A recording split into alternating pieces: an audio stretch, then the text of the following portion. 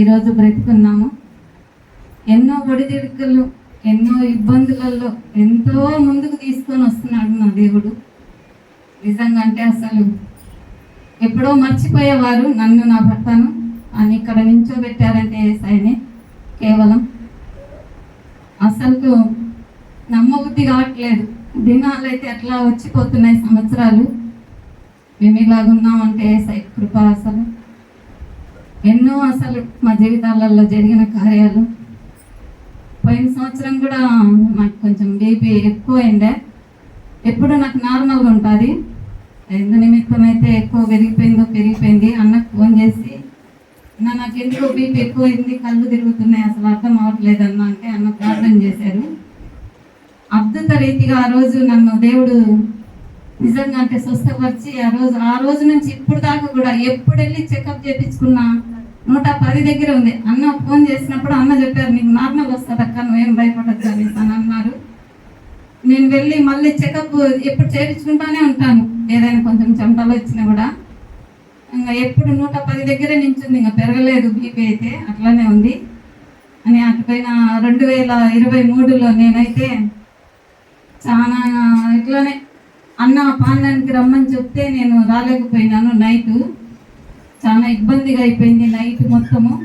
ఉదయం హాస్పిటల్కు నన్ను తీసుకొని వెళ్తే మా మర్ది వాళ్ళు బీపీ చెక్ చేస్తుంటే అసలు బీపీ 1% కూడా కనిపించడం లేదు.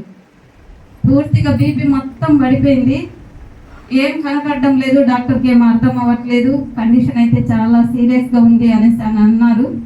డాక్టర్ ఏమంటున్నాడంటే మా సైన్స్ ప్రకారం అయితే ఏం అర్థం అవ్వట్లేదు, మీరు ఏమైనా దర్గాలోకి తీసుకెళ్తారేమో, తీసుకెళ్ళండి అని అన్నారు. అంటే మా మర్ది వాళ్ళు మా బాబుకి ఫోన్ చేసి చెప్పారనమాట.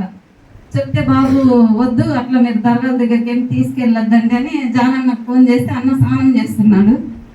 అన్న మళ్ళీ తర్వాత అట్లానే ఎత్తింటే అన్న అమ్మకేమో ఇట్లా సీరియస్గా ఉంది అని అంటున్నారు, నాకేం అర్థం అవ్వట్లేదు అన్న, మీరు ప్రార్థన చేయండి అని అన్నారు.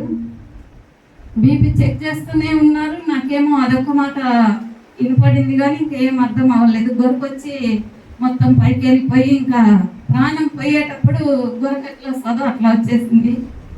చేతులు మొత్తం ఎత్తేసినాను. మా ఆడబిడ్డ పక్కన నిల్చుంది.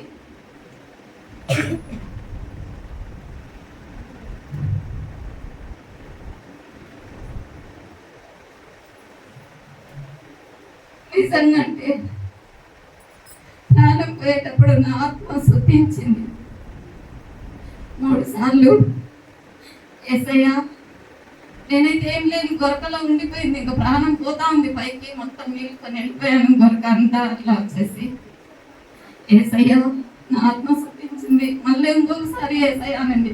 నా చెవులో 3వసారి యేసయ్య అనగానే ఇట్లా పోయే ప్రాణం ఎట్లనే వచ్చి నాకు వచ్చేసరికి కింద పడిపోయినా. వెమ్మడే అమ్మ నువ్వు ఎందుకు టెన్షన్ పడుతున్నావు అని డాక్టర్ అన్నాడు. నాకేం కాలేదు అనేసి నేను అంటున్నాను. కానీ అంటే ఏ ప్రాణం నాకు దేవుడు ఈరోజు అందరి ఎదుట నేను నిల్చొన్నానంటే కేవలం నా యేసయ్యనే.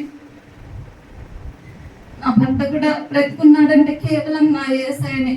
ఈరోజు మేము సజీవ లెక్కలలో ఉన్నామంటే కేవలం నా యేసయ్య. ఆయనే మార్గం, ఆయనే సత్యం, ఆయనే జీవం, నిజమైన నా దేవుడు. ఆయన తప్ప ఎవరు లేదు. ఈరోజు నేను ఎంతమంది దగ్గర నించున్నా కూడా నేను పబ్లిక్గా నేను బైబిల్ తీసుకొని ఈరోజు ఊర్లో వస్తుంటాను. కానీ మా ముస్లిమ్స్ వాళ్ళకి తెలిసి కూడా మళ్ళీ ఎక్కడికి వెళ్తున్నావమ్మా అని అడుగుతారు.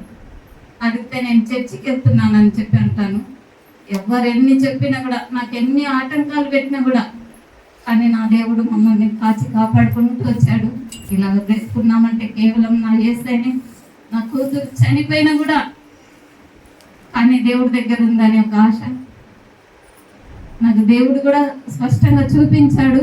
పాప అయితే పరలోకంలో ఉందనేసి అందరూ అంటుంటారు, కానీ నా దేవుడే నిజమైన దేవుడు అని ఇప్పుడు ప్రతి ఒక్కరి దగ్గర నేను చెప్పడానికి నాకు ఇచ్చిన ఈ చిన్న సాక్ష్యాన్ని బట్టి దేవునికి మహిమ కలుగును గాక. నిజమైన దేవుడు, ఆరాధించే దేవుడు, అసలు నమ్మదగిన దేవుడు నా దేవుడు. కానీ అన్న కూడా మాకు చాలా ఆత్మీయ తండ్రి. మమ్మల్ని ఎంతగానో ఏ విషయంలో కూడా అర్ధరాత్రి కానీ అన్న ఫోన్ చేసి చెప్తే ప్రార్థన చేస్తారన్న, అయితే మాకు సమీపంగా ఉంటారన్న కూడా అందరు వదిలేసినా కూడా ఎవరు వదలరు. నిజంగా అన్న సాక్ష్యం చెప్తుంటే అందరు వదిలేశారు మమ్మల్ని. ఎందుకంటే మీరు అక్కడికి వెళ్ళిపోయారు కాబట్టి అని అందరు వదిలినా కూడా నా దేవుడు అయితే వదలలేదు. ఈరోజు నా దేవుడిలో మేము నించొని ఉన్నాము. ఆయన కృప. నా దేవుడే నిజమైన దేవుడు. నేను ఎక్కడ నించున్నా కూడా నేను ప్రతి ఒక్కరికి సాక్ష్యం చెప్తూనే ఉంటాను. నా సాక్ష్యం అయితే నా దేవుడు నిజమైన దేవుడు అనేసి మీరు కూడా ఆయన దగ్గరికి రండి. ఆయన దగ్గర పరలోకం ఉంది. నిజమైన దేవుడు ఆయననే అని చెప్పి చాలా మందికి నేను చెప్పాను. కానీ ఈరోజు ఇలా నించొని ఉన్నానంటే కేవలం ఆయన కృపనే. నా కుటుంబం గురించి నేను నా ఇంటి వారు యెహోవాని ఆరాధించాలి, సేవించాలి. నా కూతురు కూడా నా అల్లుడు కూడా రక్షణలోకి రావాలి. ఇప్పుడు వాళ్ళు కొంచెం పర్వాలేదు, ప్రార్థనలోనే రాసుకుంటున్నారు, ఏదైనా ప్రార్థన అంశంలో కూడా చెప్తున్నారు. వాళ్ళ కుటుంబం ఇంకా సంపూర్ణంగా మారాలి, వాళ్ళు కూడా రక్షణ తీసుకోవాలి. నేను నా ఇంటి వారు యెహోవాని ఆరాధించాలి, సేవించాలనే ఆశ నాకు. మీరందరూ మీ కుటుంబంలో ప్రార్థనలో జ్ఞాపకం చేసుకోండి నా కుటుంబాన్ని. మేమంతా కలిసి ఇక్కడ ఉండాలనేసి ఈ చిన్న సాక్ష్యం దేవుడు దీవించింది కాక.